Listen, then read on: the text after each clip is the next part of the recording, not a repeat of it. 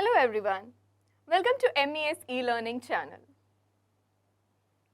I'm sure when you watch a movie or before you watch a movie, seeing the poster or watching the trailer, that creates an interest to watch it at times, right?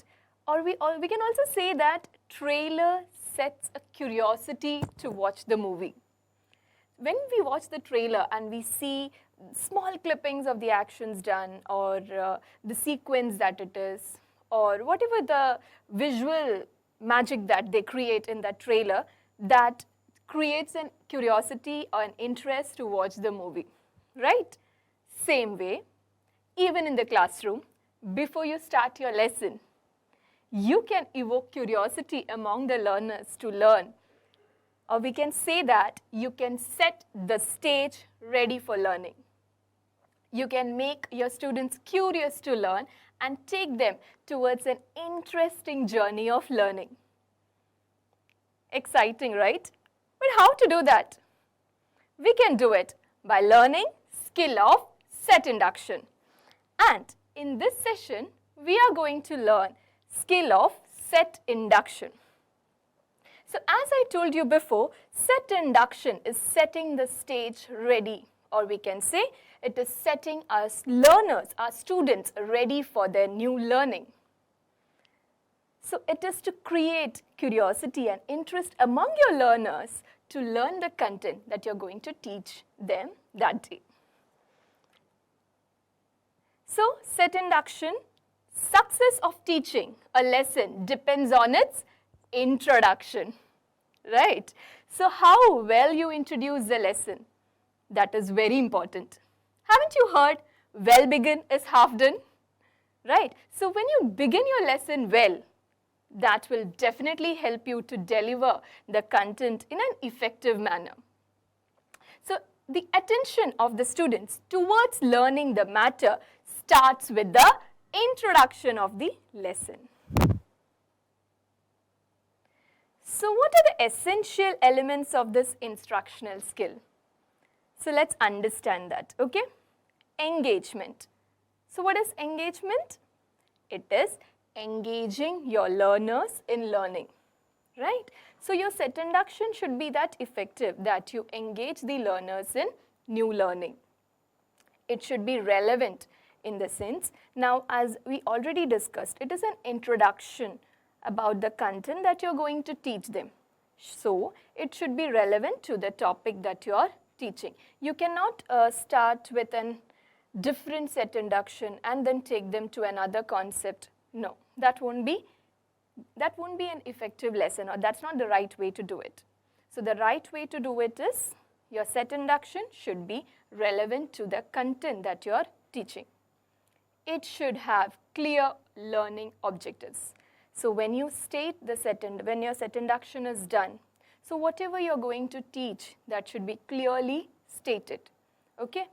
And active participation in the sense, whenever the set induction is happening in the class, so we'll learn what kind of activities we are going to do. We'll see that. At that moment, you should make sure that students are actively involved in your set induction.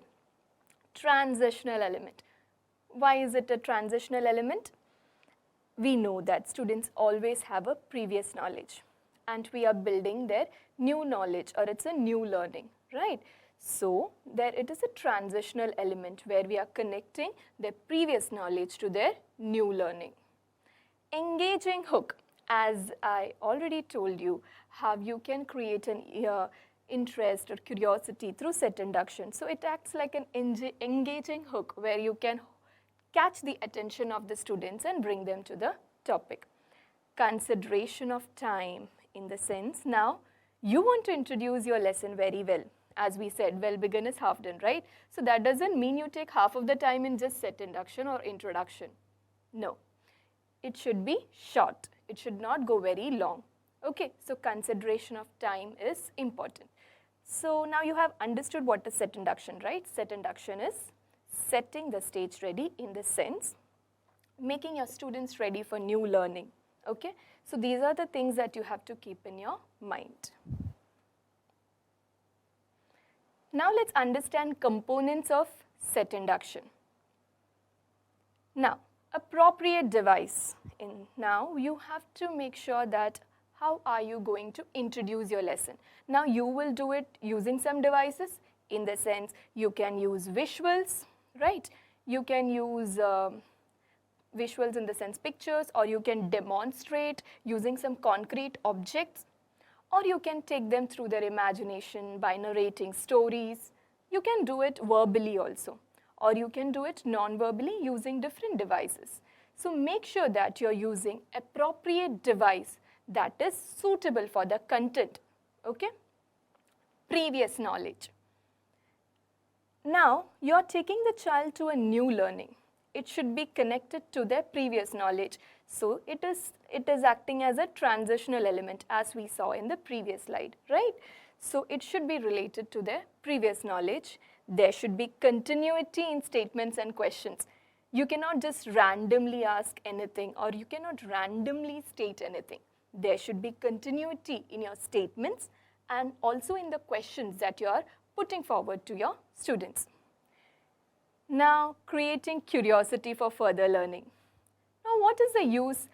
Now, as we already discussed, what if the trailer is not at all interested, or the trailer has nothing to offer?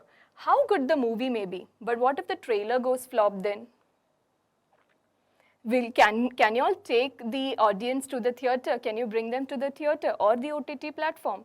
No, right? Same way, if your set induction goes flop, or if it lacks evoking that curiosity or interest, then so make sure that whenever you're doing a set induction, it is evoking a curiosity or interest for their learning. Now, finally, stated aim and topic written. You have introduced your topic for the day, okay? Now, after that, it is very important to state the topic. Likewise, I told you before, I gave you an introduction about, or I compared set induction with trailer of the movie. And then what did I say? In this session, we are going to learn, or we are going to discuss about set induction. So that is how I stated my aim, right? So this is how you will state your aim and then write it on your blackboard, which is important. So we'll learn blackboard skills later, but now you should remember that whenever you're introducing your topic, that is when, after you state it aloud in the class, you turn back, go towards your blackboard and write it, okay? So that's when your topic is written. So here we say your topic is stated and declared. Your topic is declared and written on the blackboard. So these are the components of set induction. I hope this is clear. So use appropriate device, link it with their previous knowledge, have continuity in statements, create curiosity, state the aim, and write the topic. Remember now here one thing, you should not do both the things simultaneously. You should not talk and write simultaneously. We'll discuss more about this when we learn this skill of blackboard writing, but still, even now I'm telling you, whenever you're stating your topic, state it first and then go and write. So there are different types of devices. So what is a device? It refers to the technique that the teacher is using, right, for introducing the lesson. Now we know that set induction is introducing the lesson. Now how do you want to introduce your lesson? For that you have to use an appropriate device, right? So what are the devices that you can use? Let's look into it. Okay, so the first one is questioning, where as a teacher, you can put forward some questions which will evoke curiosity, or you can put some questions which will make the students think. Okay, so even through questioning, you can introduce your lesson. It can be through storytelling. Who don't love listening to stories, right? So again, as we have seen in the element, it should not take more time. So you can introduce your lesson through short storytelling. Visuals, you can use pictographs, you can use pictures, you can use like graphical representations, or you can use maps. Any visuals can be used. So you can show the visuals to them and then bring them to the topic, or you can introduce your lesson through visuals also. You can use props, or you can also demonstrate. So depending on the topic that you're going to introduce, so you can use suitable props that is relevant to the topic that you're teaching in the classroom, you can show that, discuss through that, and then take them to the topic. Or else you can use demonstration method where you're showing them some experiments and then you're introducing the lesson through that experiment. You can also present facts or statistics. So if you are introducing a topic where it is related to a lot of facts or it has statistics in it, so you can bring it as a discussion, or initially you can talk about the facts or show them the statistics, which will create curiosity to know more and then take them towards the lesson. You can also use quiz or brain teasers. You can use group discussions, where in general you can give them a topic and the students will have a group discussion there, and then you can bring them to your topic of the day or your content for the day. Current events can be discussed in the classroom, and problem-solving method can be taken. Surveys or polls can be done. Personal reflection questions can be asked in the class, or you can use personal reflections. So everyone will have their experience to share, right? So even through that, you can introduce a lesson. Analogies or metaphors can also be used, where you're comparing the familiar situations that they know to unfamiliar thing that they are going to learn. So you have now seen various devices that you can use for set induction, right? It is not just one or two. There are so many devices that you can use. These are all the appropriate devices that you can use for introducing your lesson. But make sure you're choosing the right one as per the content that you are teaching your students. Okay, I'm sure you have heard all these techniques, but now how to use this in your subject? So think about it, but I'll also make it more easy for you by demonstrating it using several techniques in various subjects in the shorts, okay?